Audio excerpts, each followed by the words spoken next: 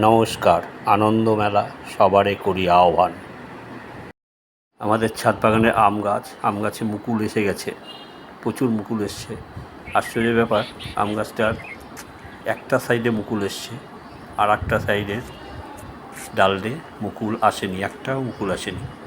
কিন্তু একটা সাইডের ডালে অনেক মুকুল এসছে, মুকুলের ভারে প্রায় গাছটা হেলে পড়েছে, কিন্তু অন্য ডালে আসেনি। এরকম হতে পারে যেহেতু কলমের কেনা গাছ, দু রকমের আমের এখানে কলম হতে পারে গাছটা।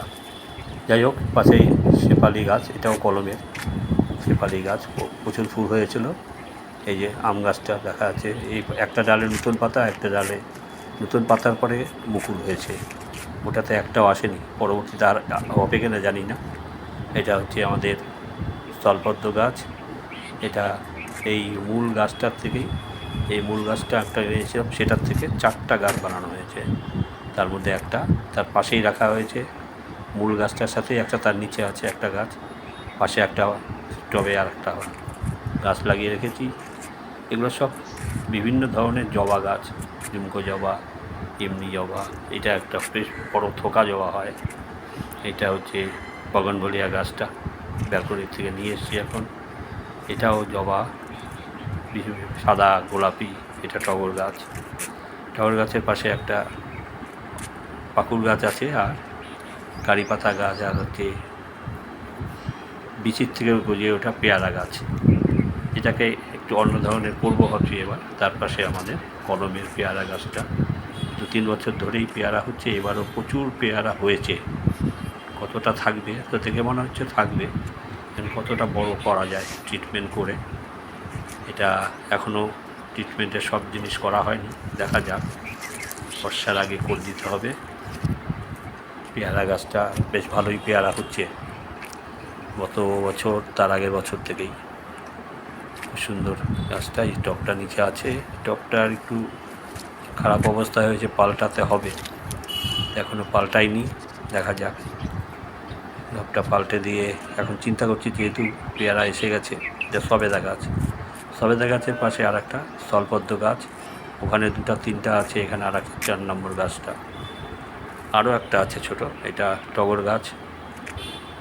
টগর গাছের আচ্ছা নানা রকম নয়নতারা, এটা টগর, স্বল্প জবা গাছ গেল।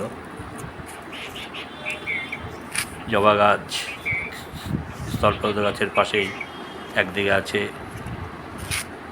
সবেদা গাছ, এক পাশে জবা গাছ, পাশে গন্ধরাজ লেবু। গন্ধরাজ লেবু বেশ ভালোই হয়েছে, একটা খাওয়া হয়েছে 1-2 দিন, আরও কিছু ধরে আছে। গন্ধরাজ লেবুর গাছের গোড়ায় লঙ্কা গাছ আছে, লঙ্কা গাছ। এইটা হচ্ছে কাঠগোলাপ গাছ। এটা ছোটো কাঠগোলাপ গাছ আনা হয়েছিল গত বছর থেকে, ফুল ধরা শুরু করেছে। এবছর প্রচুর ডাল, অনেক ডাল হয়ে গেছে, প্রচুর বেশ বড় হয়ে গেছে এই কাঠগোলাপ গাছটা, প্রচুর ফুল হচ্ছে, দেখতে খুব সুন্দর হয়েছে গাছটা। এটা স্থলপদ্ম গাছের আর একটা গাছ, মোট 4-5টা গাছ করেছি, তার একটা এটা হচ্ছে কলকে ফুল গাছ, এর নামটা আমার মনে থাকে না। এটাও পেয়ারা গাছটা স্টিল ছবি, পেয়ারা গাছ। এটা স্থলপদ্মর মূল গাছটা, এটাই হচ্ছে মূল, এটার থেকে সব গাছ বানানো হয়েছে। এটা আর একটা তারি, ডাল কেটে লাগানো, সেটা হয়েছে। এটা জবা ফুল গাছ, বিভিন্ন ধরনের, ঝুমকো জবা, হলুদ জবা। এই জবাটা বেশ বড় জবা হয়, বিরাট জবা হয়। এটা আর একটা স্থলপদ্ম গাছ, ওটারই ডাল কেটে করা। এটা হচ্ছে নাগপঞ্চমী গাছ, খুব ডাল ভেঙে গেছিলো সেটার থেকে। তার নিচেই আছে বা পাশেই আছে কলমি শাক, এটা উপরে টবে, থার্মোকলের টবে লাগানো হচ্ছে কলমি শাক। এটা হচ্ছে বালতিতে, টগর গাছের গোড়ায় বালতিতে লাগানো আছে, এটাও তাই। প্রচুর কলমি শাক হয়, 3-4 জায়গায় লাগানো আছে। এটা আর একটা জায়গাতে লাগানো আছে কলমি গাছ। এই যে নাগপঞ্চমী গাছের গোড়ায়, টগর গাছের গোড়ায়, আরও 2-3টা জায়গায় এরকম কলমি শাক লাগানো আছে। আমাদের সপ্তাহে 1 দিন কলমি শাক খাওয়া হয়ে যায় এর থেকে। এটা কাঁকরোল গাছ, কাঁকরোল এবার হবে বলে মনে হচ্ছে, একটা হয়েও এসছে কাঁকরোল গাছটা। একটাই কাঁকরোল গাছ উঠেছে নিজের থেকে এখানে, তার আগের যে গাছের শিকড় ছিল সেটার থেকে হয়তো হয়েছে। দেখা যাক কীরকম গাছের কাঁকরোল হয়।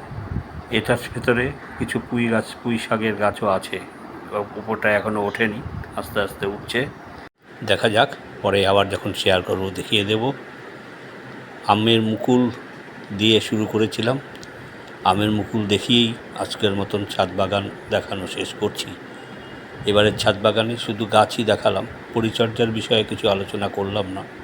আগে একটা দুটা ভিডিওতে আমার পরিচর্যা সম্বন্ধে আলোচনা করা ছিল, কারণ আমি সব জৈব সার, অর্থাৎ বেশিরভাগই আমার তৈরি হচ্ছে সবজির খোসা, ডিমের খোসা, কলার খোসা, এই সমস্ত দিয়ে। তো এগুলো আবার একবার দেখিয়ে দেব। আজ এ পর্যন্তই। আম গাছের মুকুল দিয়ে আবার শেষ করছি। আম হলে তো আবার শেয়ার করব। সবাই ভালো থাকবেন, সুস্থ থাকবেন, আনন্দে থাকবেন, যেটা সবচেয়ে বেশি দরকার। আনন্দ থাকলে স্বাস্থ্য ভালো থাকবে। এখানেই শেষ করছি। পরবর্তীতে আবার পরিচর্যা সহ ছাদ বাগান নিয়ে হাজির হব। সবাইকে শুভেচ্ছা জানিয়ে আবার নমস্কার।